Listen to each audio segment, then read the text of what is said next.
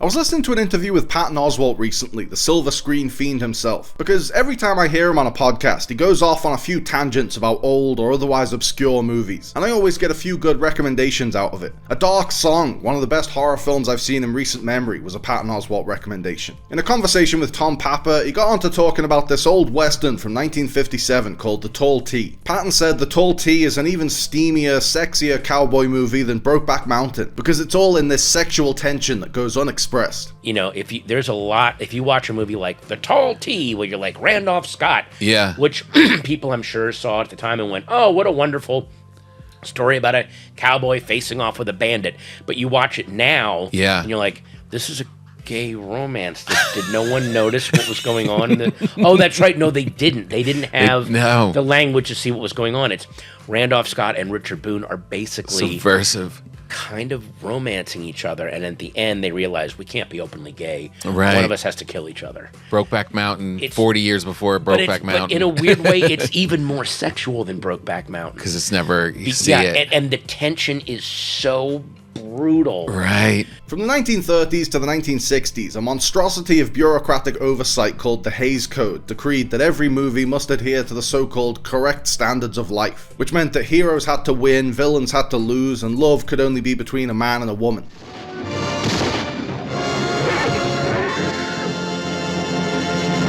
Bud Bettiker couldn't just come out and tell a gay love story in the late 50s, when the Hays Code still dictated what could and couldn't be depicted in cinema. But he could make an unassuming western that was oozing with homoerotic subtext. As I heard Patton raving about this transgressive masterpiece that went way over people's heads at the time, I thought, I have to see this for myself. Surely he's exaggerating. But honestly, the subtext is undeniable. It's a love story between two men, thinly veiled as a technicolor western. I don't know if it's steamier than Brokeback Mountain, but it's definitely in that queer western category with Red River and Calamity Jane and Johnny Guitar. There's nothing overtly sexual in The Tall T, but at its core it's a story about the tumultuous relationship between two men as they fall in and out of love. It's the same kind of male-on-male love seen in Point Break and Lord of the Rings.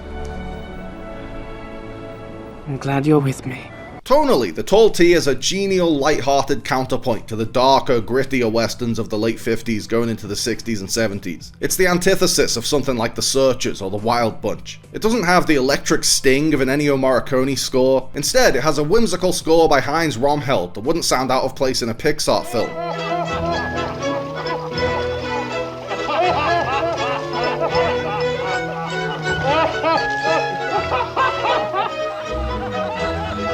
Based on the Elmore Leonard short story The Captives, The Tall T stars Randolph Scott as a cowboy named Pat Brennan, which coincidentally is the same name as my friend who just got married. Brennan loses his horse in a bet, hitches a ride on a stagecoach with a rich newlywed couple, and gets a lot more than he bargained for. Richard Boone plays the outlaw Frank Usher, who takes the coach hostage and holds the bride, a wealthy heiress, for ransom. Over the course of a tense couple of days, Brennan and Frank get to know each other, and all that plot falls by the wayside as the film focuses on this burgeoning romance. Randolph Scott is credited as an associate producer on The Tall T, as he was on a few of his pictures. So he wasn't just a gun for hire, he was heavily involved behind the scenes, and may have been integral in planting this subtext. Scott never publicly came out as gay, and even married 2 women, but he's rumoured to have been in a long-term relationship with Cary Grant. Maybe this is just a regular western that happens to contain some unintended subtext, or maybe Scott saw Elmore Leonard's story as the perfect vehicle to smuggle a gay love story into movie theaters in the 1950s.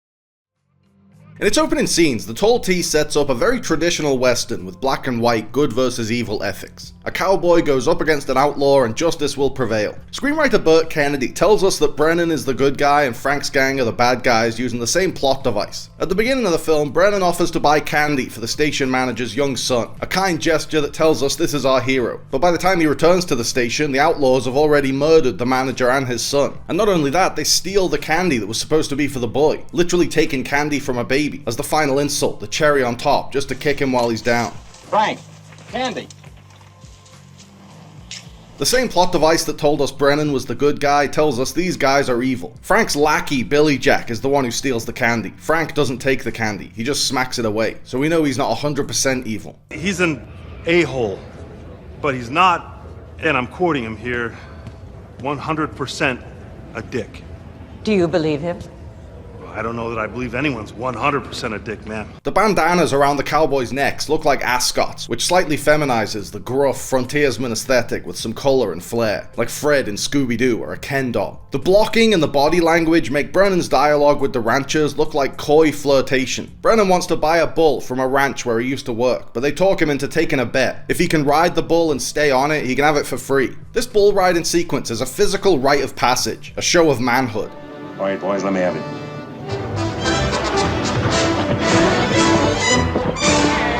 It almost feels like a metaphor for turning feelings into actions and crossing the physical threshold and having sex with another man for the first time. But he's not ready, he can't stay on top of that bull and ends up jumping in the water trough.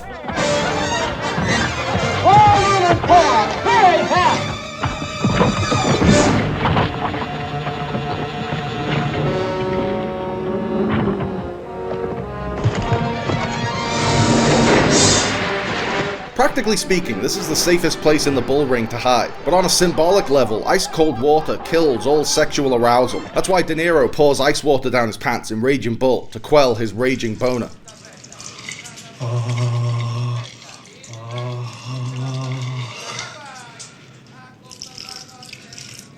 Brennan's first attempt to put himself out there and grab the bull by the horns, so to speak, is a disaster. He's laughed out of there by a bunch of strapping, burly men. It takes the right guy, the right connection, the right feelings of intimacy, for Brennan to feel comfortable enough to come out of his shell and embrace who he really is. The local townspeople are openly prejudiced against Willard, the rich guy who didn't earn his money, and he's prejudiced right back at the poor, lowly townsfolk. When Brennan hitches a ride, Willard won't even let him ride in the coach. He has to sit on the boot with the driver. If you ride, you ride up on the boot. You're riding bitch.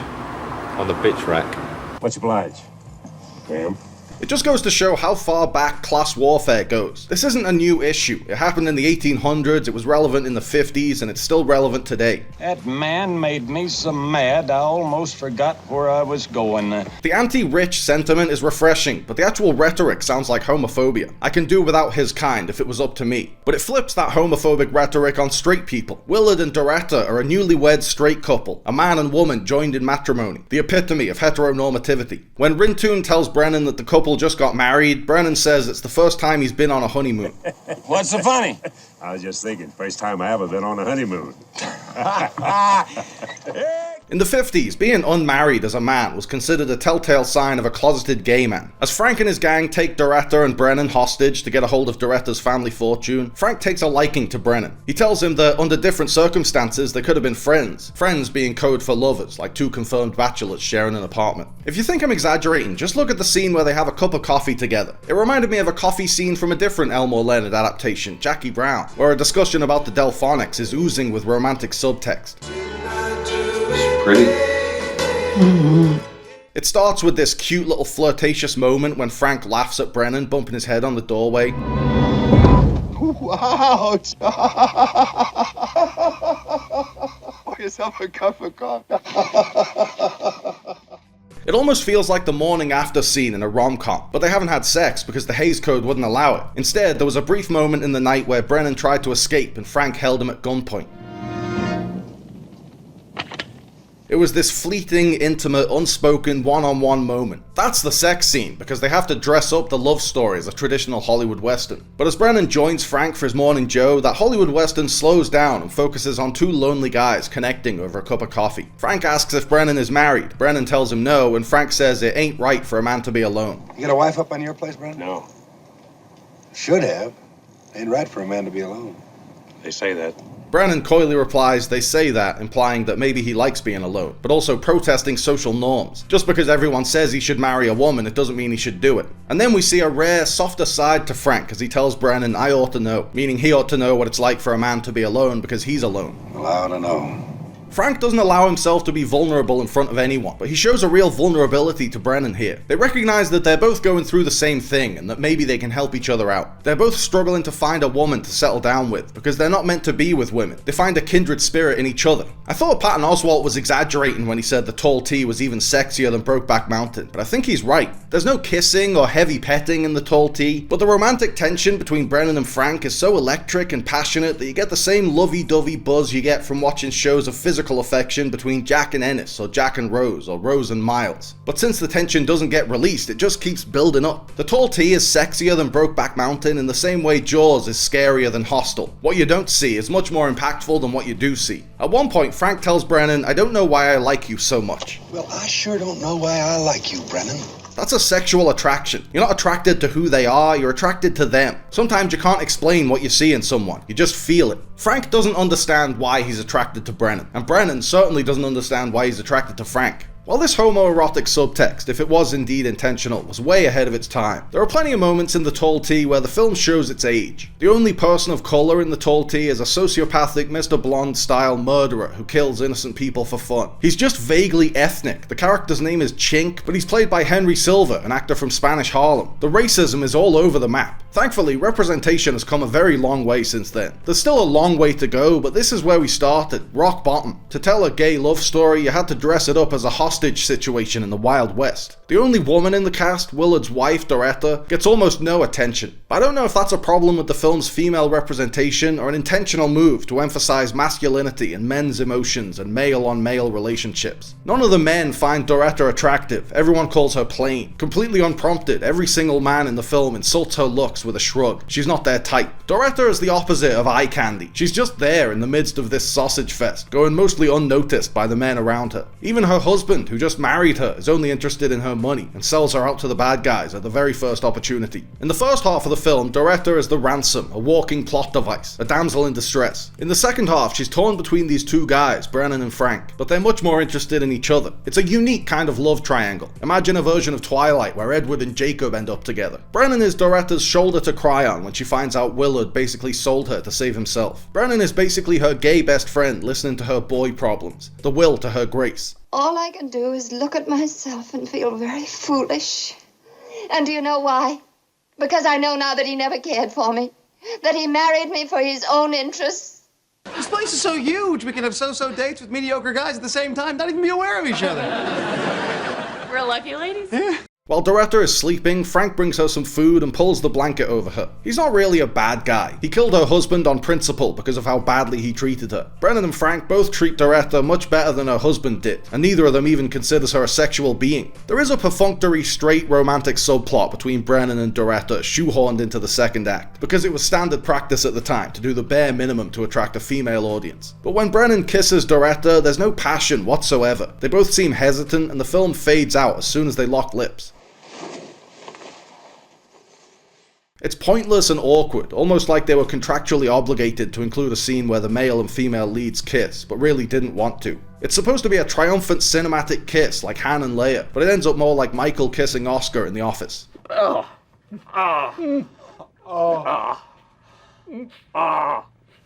Oh. I did it. Brennan tells the younger outlaws that Frank, quote, might swing north instead of going to Mexico because it's, quote, hard to find a man up there. You boys are gonna like it, Mexico. Then again, of course, he just might swing north.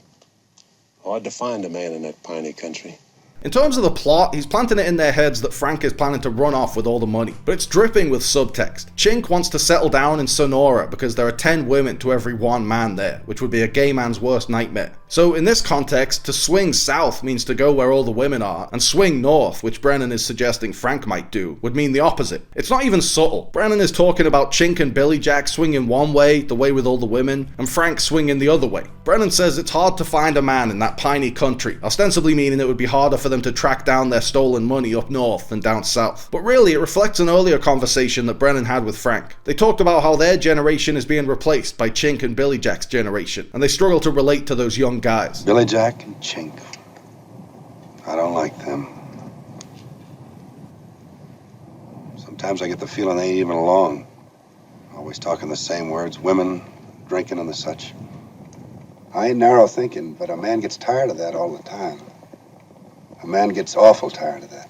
Frank basically confesses that he can't connect with these men he's attached to, and that he needs to be with someone closer to his own age, i.e. Brennan, to have a more meaningful relationship. The film touches on the ugly side of sexual politics when Brennan finds Billy Jack assaulting Doretta and fights him to the death. There's something very sexually charged about the fight choreography here. Brennan holds Billy Jack against the wall, the same thing he would do if they were in the throes of passion, and as they wrestle for the gun, they both reach for a trigger at dick level before one of them pulls it and it goes off. Don't look at him. Like just about every other traditional western ever made, the Tall T builds to a final showdown between the hero and villain, but this one is different. After picking off Billy Jack and Chink, Brennan gets the drop on Frank and holds him at gunpoint. Hold it.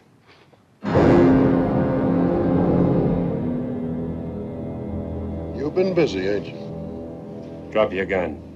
He didn't hesitate to kill Billy Jack or Chink, he was all too happy to kill them. But he hesitates to kill Frank. He even lets Frank leave, unscathed against his better judgment. He's like Johnny Utah, he's been so wooed by Bodhi that he can't bring himself to turn him in.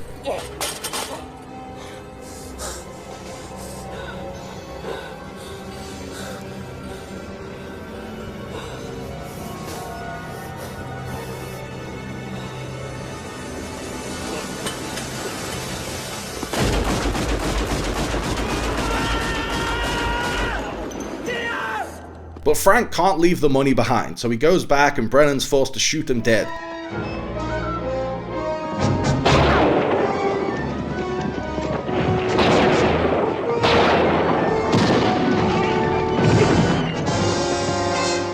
On the surface, this climactic action scene is like any other, but deep down it's the western version of a breakup scene. In the film's closing moments, Brennan walks away with Doretta and tells her it's gonna be a good day. Come on now, it's gonna be a nice day. He's got his arm around her, but they look more like close friends than lovers. Maybe it's just me, but it seems like he's fully accepting his identity as a gay man. He wasn't ready to embrace it when he fell off the bull in Act 1, but through his toxic relationship and subsequent breakup with Frank, he's able to accept who he is. To me, this final shot is a proud gay man running off into the sunset with his former beard.